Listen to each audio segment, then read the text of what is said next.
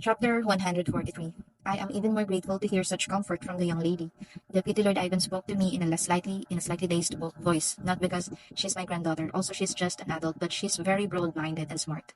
My grandfather secretly compliments me next to me. This Lombardi delivery business is also her work. Oh, is that so? The eyes of Deputy Lord Ivan, who looks at me, have changed. I smiled and pointed to the spot where the tea was ready. I have prepared a tea to help you sleep well. I'll tell you while drinking. The tea is carefully selected myself. It's actually a calming tea rather than a good night's sleeping tea. It certainly works. After sat down and drinking a few sips of tea, Deputy Lord Ivan's complexion improved significantly. His face, which seemed to be frozen, melted warmly and became soft. It's just good enough to poke and go down at will. How is the damage situation? As I had said before, the arrival of Deputy Lord Ivan, Grandpa starts the words first.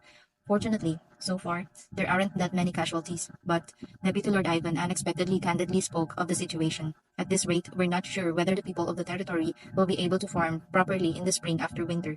What's wrong with farming now? You'll have to worry about getting through the winter right now. The winters in the north are harsh. That's true. Deputy Lord Ivan's shoulders drooped further down, and I could be sure when I saw it. He stopped by the Empress Palace early this morning, and his relationship with the Empress is not the same as before.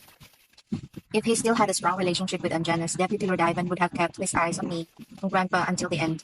Indeed, the Empress cannot continue to be faithful to Ivan, who can no longer provide inventories. What if we don't fight each other with blood on our necks by blaming the landslide on each other right now? Anyway, what's important now is that Ivan, the head of the North, is now in a kite-like position. The Ivans were rushed in this case. We should have done enough logging. They say the walls can be rebuilt, but what about those who have fallen victim to the landslide? Grandfather said in a stern voice. I quickly sided with Deputy Lord Ivan. Nobody knew it would rain so much, Grandpa. But the Lord must be prepared for such a situation. It's not really my grandfather and me at hands. Just stick to the role according to the prearranged script. Instead of scaring and screaming on one side, cover and soothe the other. Then the target person naturally leans emotionally on the one who protects him and listens to him. It's no use arguing now, Grandpa. The most important thing is to get people back to their original lives quickly, isn't it, Deputy Lord Ivan? Let's cover up the past and come up with a solution. It's a favorite word for people who have responsibility. Deputy Lord Ivan was no different. Yes, families in the North are now focusing on damage recovery. And to help you with that, I asked to meet Deputy Lord Ivan today. Help me. The most necessary thing to make the North back to normal again is wood, right? Yes, that's right. But you can't do active logging because you're worried about another landslide, right? The roads to the undamaged logging grounds were blocked by landslides, of course. Oh my God, I said it after I put in a twist. Clarivan Pellet, the owner of the Pellet Corporation, is my teacher, who taught me from an early age. Unfortunately, there is a large amount of Chiba woods that was not used by Pellet Corporation. We're thinking of selling the wood at a cost due to the dire circumstances of the North. Actually, it wasn't Clarivan's, but I wanted to do that. Is that true? Do. As much as money. No, it's a little hard right now, but if you give me time, I can pay for it. Deputy Lord Ivan was delighted. Ivan is by no means a poor territory. But they can't spend a lump sum of money right now when mining, agriculture, and forestry, which are central industries, are all closed. You can let go of those worries a little. Half of the timber will be purchased by our Lombardy and sent to the north as relief supplies. Oh no, that's weak. That will cost a lot of money. Surprised by what I said, Deputy Lord Ivan quickly stopped talking. He realized that the people he's facing now were none other than Lombardy. In fact, that amount doesn't affect Lombardy's finances even if we spend 10 times. Deputy Lord Ivan hesitated and lowered his head slightly. It's embarrassing, but Lombardy's help, I'll take it. Thank you. And the voice that was continuing to speak was dull. I've been asking for help from place to place all day long, but I've only been rejected. How should I express this feeling? Deputy Lord Ivan said, facing my grandfather. Grandfather spoke in a relaxed voice to such a Ronchon. Ivan, what am I looking for? This child has full control over this work. Ronchon Ivan, who was about the same age as my father, looked at me and said, Thank you, Lady Lombardi. Natural disasters can happen to any of us. We should help each other at times like this. If there's anything that Ivan can do to repay you. Yeah, that's it. This is exactly what I wanted to hear. With a slight smile, I sneaked out the main points that I prepared for this occasion. There's one thing, then. What is that? Deputy Lord Ivan asked, as if to say anything. I hope that tomorrow's conference will take measures to make sure it doesn't happen again. The best way would be for everyone responsible for this landslide to be properly punished. If it's punishment, of course the North has already paid the price of landslide. So now it's time to focus on reconstruction. Deputy Lord Ivan's gaze shook again. Help keep the Empress and Anjanus in check. He understands what I'm saying. I guess it's my turn to talk. My grandfather, who had been listening quietly to the conversation between me and Deputy Lord Ivan, said. Grandfather then began to tell Deputy Lord Ivan what he had to say at the conference. The Deputy Lord Ivan, who was listening silently, nodded. Those words are not unreasonable at all, and as he heard, there were definitely words that Ivan could say. See you tomorrow then. Deputy Lord Ivan greeted my grandfather politely and left the office. Grandfather and I, who were left alone again, enjoyed the silence for a while. And my grandfather said to me with a grin, That's pretty good. I also told my grandfather. And my grandfather. What? Grandfather's laughter roared in his office. My grandfather, who smiled loudly to the point of making wrinkles on his face, patted my head. Yes, you are my granddaughter. I can see that you're roasting and boiling Deputy Lord Ivan today. The granddaughter of the grandfather. It makes me cry every time I hear it. I swallowed that mind and smiled. Instead, I just took credit for Lombardi stuff and I'm just saying.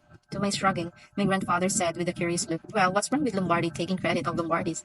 Haha, this time it was my turn to laugh out loud. Of course, my grandfather is cool. A conference was held to discuss Northern relief, although some aristocrats were dissatisfied with it because it had already been a regular meeting a few days ago. No one had the guts to complain openly in the presence of the emperor and even the two princes. However, the hall was a little noisy because many of the nobles were talking to Astana on the excuse of the obituary of Angenes. How heartbroken you are, Your Highness First Prince. It's a little sad, but I'm fine. But my mother is so heartbroken that she hasn't been eating and drinking and can't get up. Astana, who appeared in black mourning, spoke the same words. Now let's start the meeting. At the emperor's words, the nobles returned to their seats and exchanged glances. They were second to none because they were quick-witted. Angenes is aware of what they are trying to get at the risk of not attending the conference and is thinking about which line to take. After a while, the conference began and the emperor went straight to the point and gave his first words. Tell me what you've been thinking. However, no one stood up to speak. In the midst of silence and aid to Angenes, the Baraport family spoke.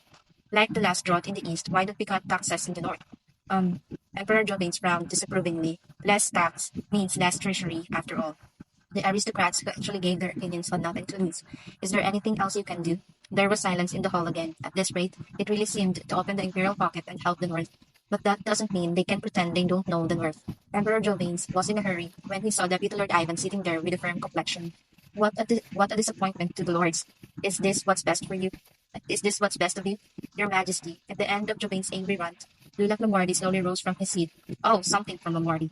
The Emperor welcomed Lulak with a big smile. Yeah, Lombardi can't just ignore it.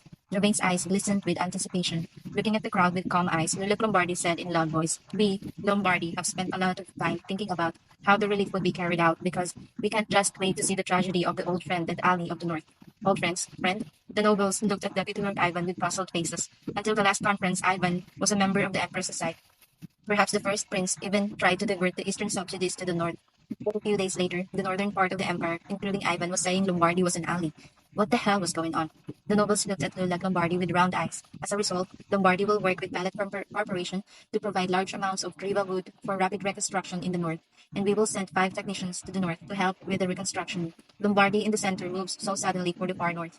The crowd roared at the unconventional remarks, but Lula Lombardi went on regardless of that, and the whole process will be managed and supervised directly in Lombardy by sending a person in charge to Ivan's territory. Oh, someone in charge. You're going to do something very important.